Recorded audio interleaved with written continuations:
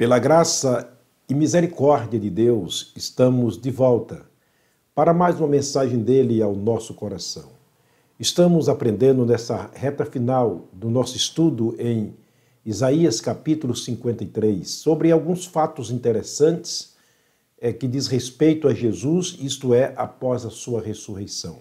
Ele aparece aos seus discípulos e ele apareceu a ele durante 40 dias após a sua ressurreição. Ele é elevado aos céus, entronizado à destra do trono de Deus, de acordo com o que nós aprendemos, mas ele volta aparecendo, ou seja, aparecendo a João, o seu discípulo. Outro fato muito importante é quando ele aparece a João na ilha de Pátimos, quando João ali estava exilado, e ele dá mandamentos a João concernentes a 7 cartas que ele deveria escrever e enviar às 7 igrejas da Ásia Menor. E João nos fala de um Jesus pessoal, de um Jesus perfeito, de um Jesus totalmente diferente quando se trata do Jesus que morreu na cruz. O texto foi lido em Apocalipse capítulo 1, dos versos 12 ao 18, e ali vemos Jesus aparecendo a João de maneira gloriosa, magnífica, e João registrou esse fato para nós. Agora, um fato glorioso que nos fala sobre Jesus após a sua ressurreição, sem dúvida alguma, é a volta dele a este mundo para buscar os seus, para buscar os salvos.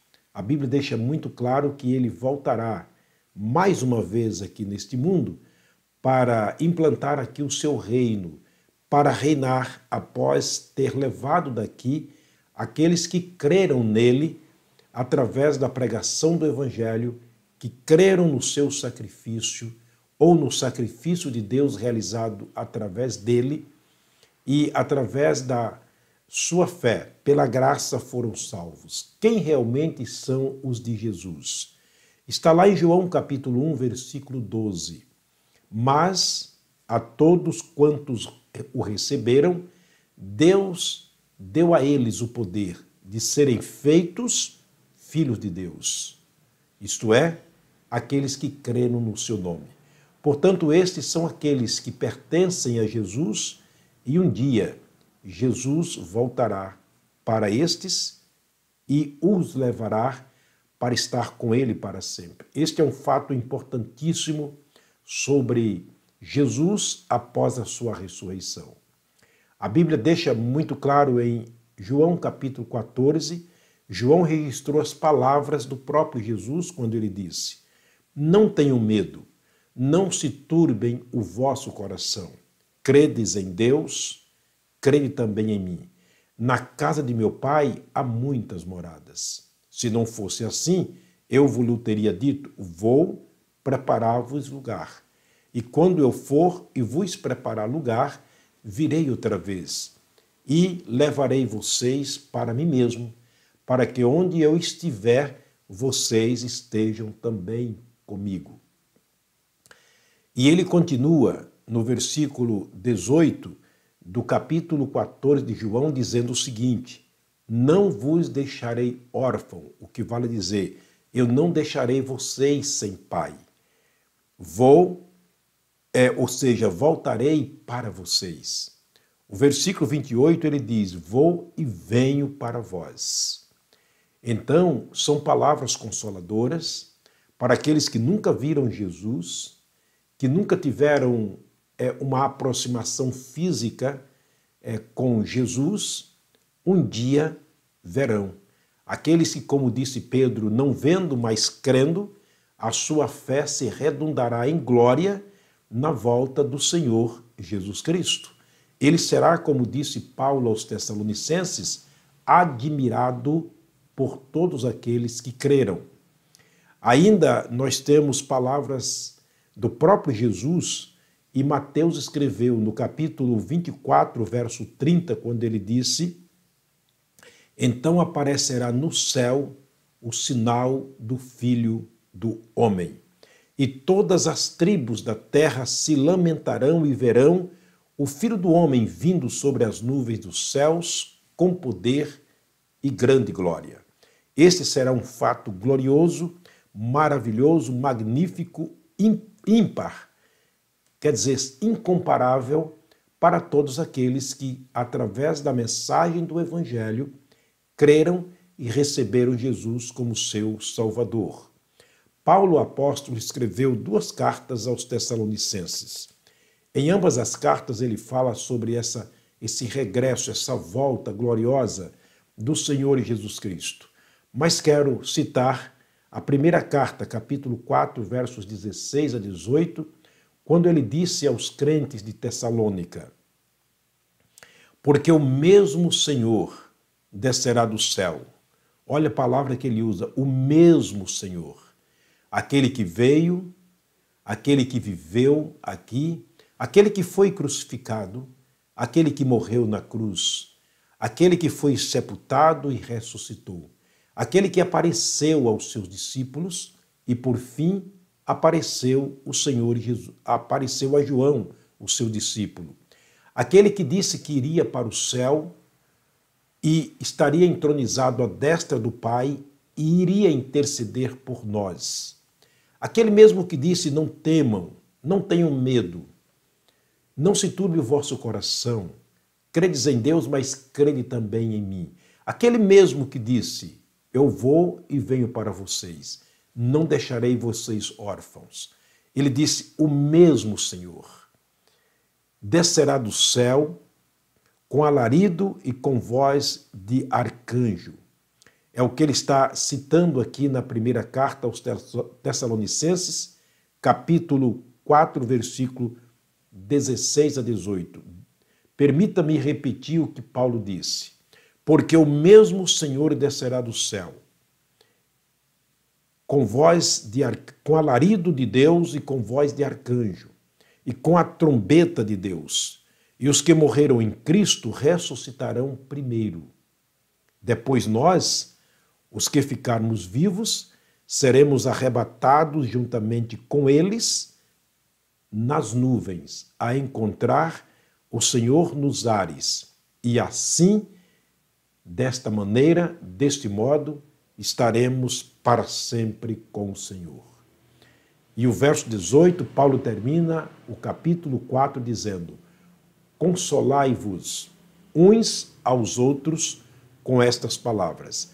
Realmente são palavras consoladoras, são palavras animadoras, são palavras que nos mantêm de pé espiritualmente, aguardando esse glorioso e maravilhoso dia do Senhor Jesus voltar a este mundo. É verdade que para muitos ele já voltou, já o recolheu e os levou para a eternidade. Trata-se daqueles que já morreram em Cristo, que creram nele, mas antes da sua volta ao mundo, partiram para encontrar com ele e agora estão na glória com ele. Mas aos que ficarem para a volta do Senhor Jesus, são palavras consoladoras. Ele disse: o mesmo Senhor descerá dos céus, e ele nos receberá nas nuvens, após a ressurreição dos mortos, a transformação dos vivos, e juntos subiremos e encontraremos o Senhor Jesus nos ares. E assim, nesta condição, nós, os salvos, estaremos com ele para sempre. Nunca mais nos separaremos do nosso amado Salvador, do nosso querido e amado que veio buscar e salvar a nós que estávamos perdidos e fomos achados. Pela graça de Deus, essas palavras são consoladoras. Por isso, meu querido irmão e meu amigo, as palavras ditas por Jesus em João capítulo 30, versículo 19, aliás, capítulo 19, versículo 30, são palavras que não têm substituição, são palavras imutáveis. Ele disse tetelestai, no momento que ele estava morrendo na cruz, quer dizer, entregando o Espírito ao Pai, ele disse: está consumado. A obra está pronta, a obra está realizada, a obra foi findada com muito sucesso. Portanto, cabe a nós pensarmos em nós mesmos, fazer uma autointrospecção e perguntar-nos a nós mesmos: eu sou uma pessoa salva? Eu estou aguardando a volta do Senhor Jesus?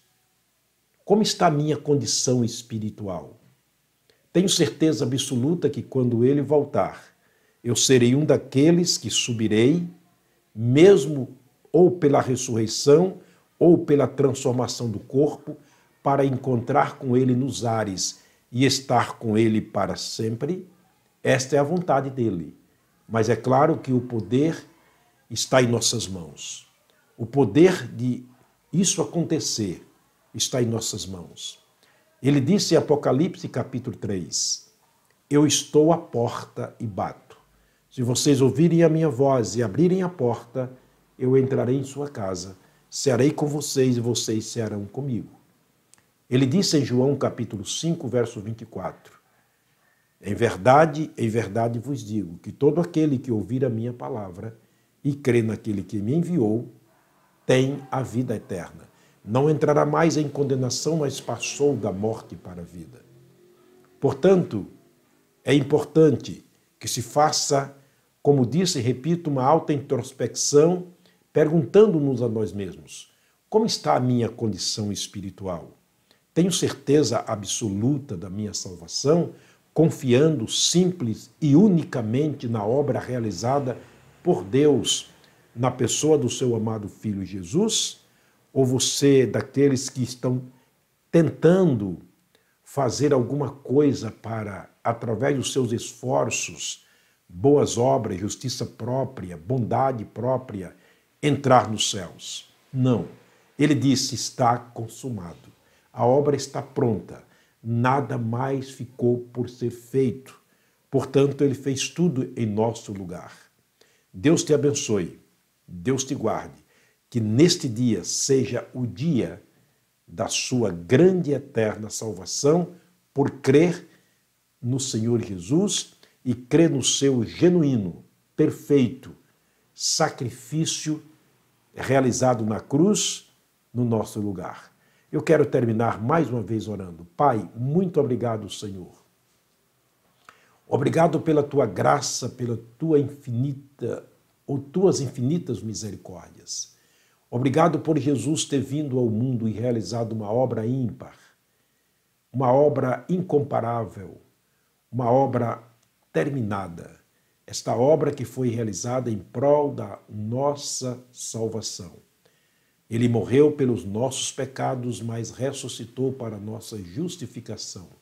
Obrigado, Deus, pelo nosso coração ter sido alcançado através da tua palavra para uma fé genuína, única e exclusiva no sacrifício de Cristo, e pela graça somos salvos. Abençoa as pessoas que estão me assistindo, inclusive neste momento. Que a tua palavra possa lhes ajudar, ó Deus, a compreender que necessitam de Jesus para a eterna salvação. Abençoa suas famílias, guarda-nos de todo mal. Esta é minha oração no nome do Senhor Jesus. Amém. Forte abraço, Deus te abençoe, Deus te guarda, viva debaixo da graça de Deus. Até a próxima mensagem, se Deus assim nos permitir.